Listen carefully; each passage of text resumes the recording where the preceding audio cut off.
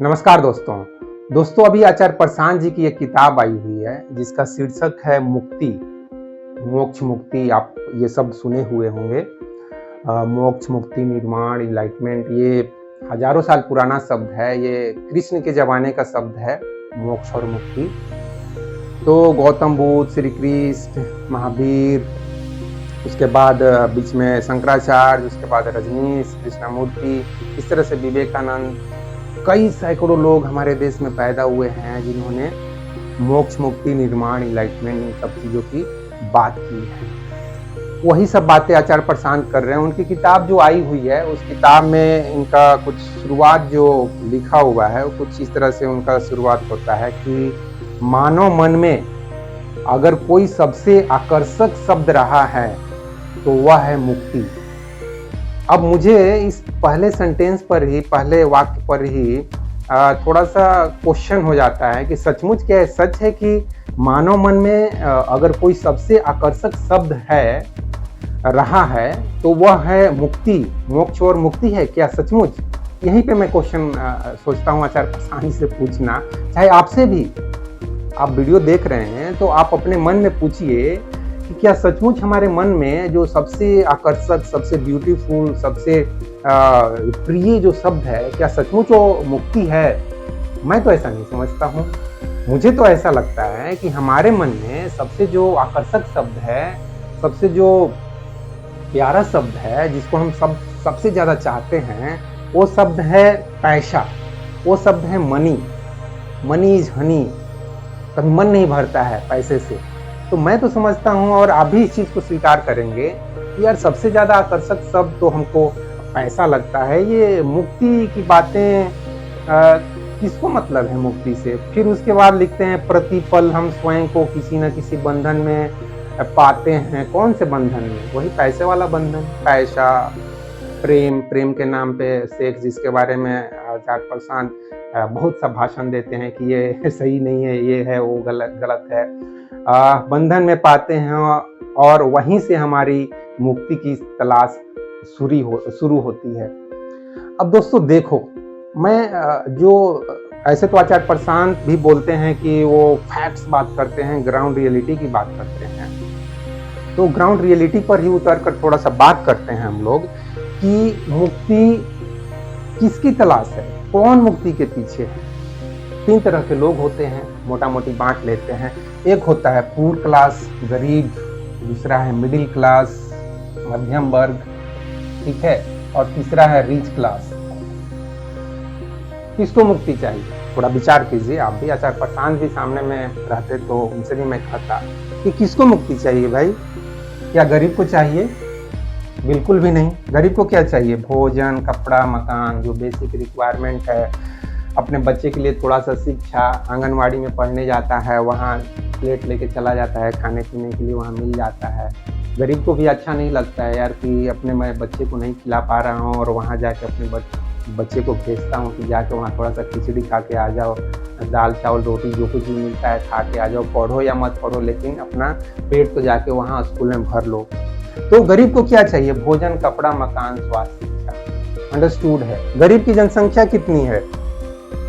Government का आंकड़ा है कि करीब 80 करोड़ लोगों को राशन पानी दिया जाता है। तो मोटा मोटी समझ लो कि गरीब जो हैं वो इंडिया में कम से कम 70% लोग हैं। सोच लो कितनी बड़ी जनसंख्या है। मिडिल क्लास पर आते हैं। मिडिल क्लास, इनको क्या मुक्ति चाहिए? मैं सोचता हूँ मैं कुछ मिडिल क्लास में हूँ या लोअर मिडिल क्लास में, पहले इस क्लास में था।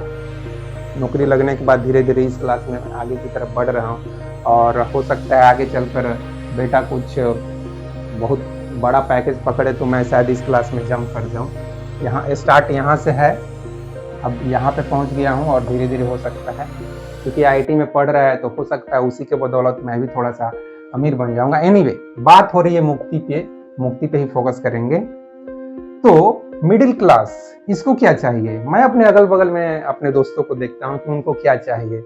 उनको चाहिए एसी, ठीक है। घर में अगर एसी नहीं है तो एसी चाहिए। घर में एसी आ गया, एयर कंडीशन आ गया, ठंडा ठंडा कूल रात में सो रहे हैं, वाइफ के साथ सो रहे हैं, बच्चों के साथ सो रहे हैं। तो अब चाहिए क्या? कार, ठीक है। कार भी खरीद लिए। अब क्या चाहिए? और थोड़ा बड़ा कार, वो भी हो गया। अब क्या चाहिए यार, मेरा यहीं पे फ्लैट है 2 बेडरूम वाला, अब 3 बेडरूम वाला 3 BHK चाहिए। विशाखापट्टनम में हो गया, अब मेरे को दिल्ली में भी चाहिए, बेंगलोर में भी चाहिए। मिडिल क्लास को यही सब चीज चाहिए भाई। ठीक है, एक कहीं फ्लैट खरीद लिए तो फिर दूसरे जगह खरीद रहे हैं, फिर तीसरे जगह खरीद रहे हैं। हमेशा इनकी दौड़ जो है पैसा, प्रेस्टीज, इसी के पीछे है। रिश्ते नातों में मैं थोड़ा सा अमीर दिखूं, लोग सोचे यार वो तो क्या बात है उसकी, इतने पैसे वाला आदमी हो गया। इस तरह से लोगों को या तो जलाने की इच्छा है या जो कुछ भी कंपटीशन दिखाने की इच्छा है, दिखावा करने की इच्छा है। लेकिन मिडिल क्लास इसी के पीछे है भैया। ठीक है, अब आते हैं रिच क्लास। रिच क्लास और मिडिल क्लास का पॉपुलेशन कितना है, मैं अनुमान लगाता हूँ कुछ 25% पकड़ लेते हैं।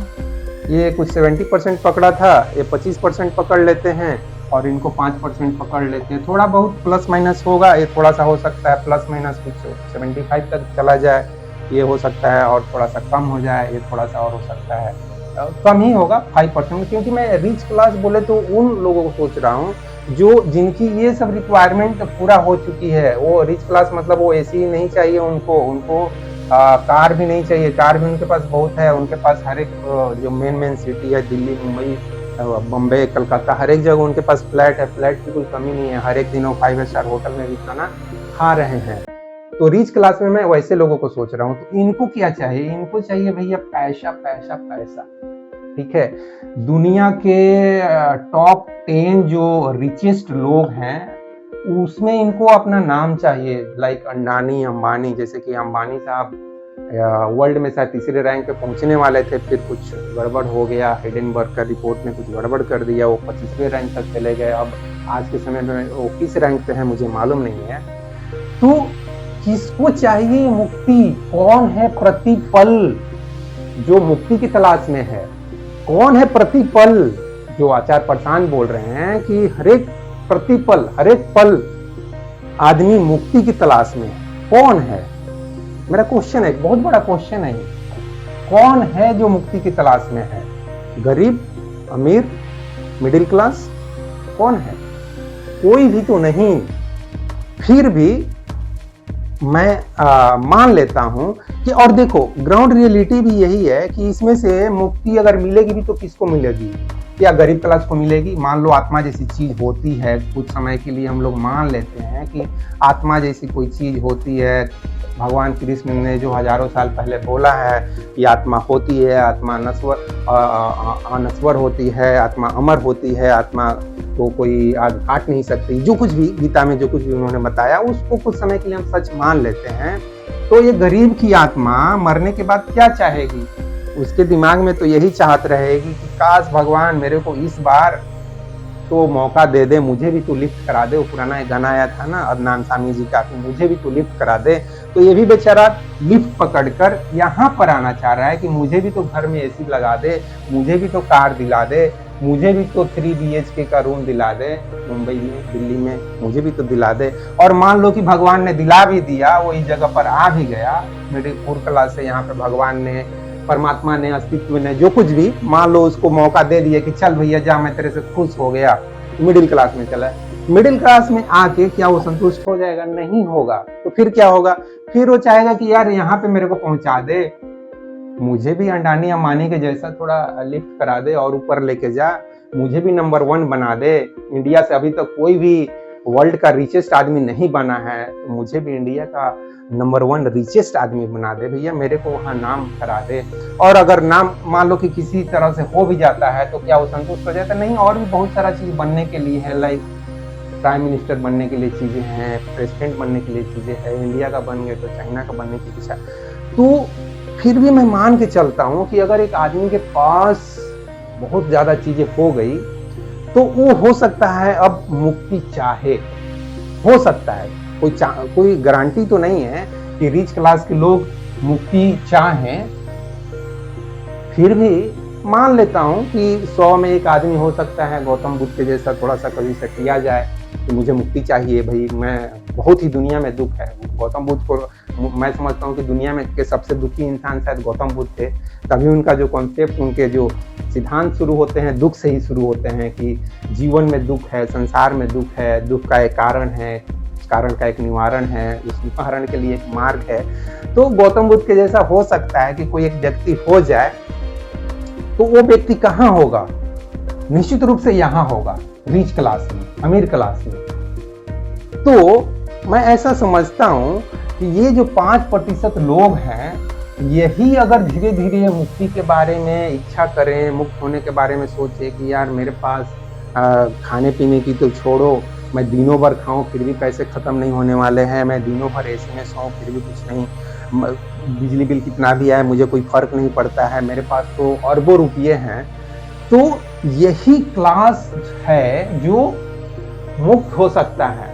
तो मैं यह कहना चाहता हूँ कि अगर ये धीरे धीरे 5% जो लोग हैं, चाहे वो इंडिया के अमीर लोग हैं, चाहे फॉरेन के अमीर लोग हैं, मतलब अगर 800 करोड़ पॉपुलेशन है, तो 800 करोड़ का अगर 5% लोग, कुछ 8 5 या 40, कुछ 40 लाख या 4 करोड़, जो कोई भी 4 करोड़ हो ना, हाँ, और जो 4 करोड़ पीपुल, अगर ये 4 करोड़ आदमी भी धीरे धीरे इस धरती से मुक्त होने लगे, तो ये 4 करोड़ पॉपुलेशन भी अगर धीरे धीरे कम होता है, 800 करोड़ में से हर एक साल 4 करोड़ भी पॉपुलेशन कम होता है, तो मैं समझता हूँ कि कैलकुलस के हिसाब से सोचेंगे तो धीरे धीरे यार ये पॉपुलेशन भी कम हो जाएगा और लोग मुक्ति भी मिल जाएगी। तो आचार्य प्रशांत जी से मैं यही कहना चाहता हूँ, चाहे दुनिया के लोगों से, आचार्य प्रशांत जी में मुझे क्या इंटरेस्ट है, ऐसा कुछ इंटरेस्ट नहीं है, तो दुनिया के लोगों से, सभी दोस्तों से, सभी भाइयों बहनों से, सभी जितने भी लोग हैं जिनको मैं दोस्त की तरह समझता हूँ,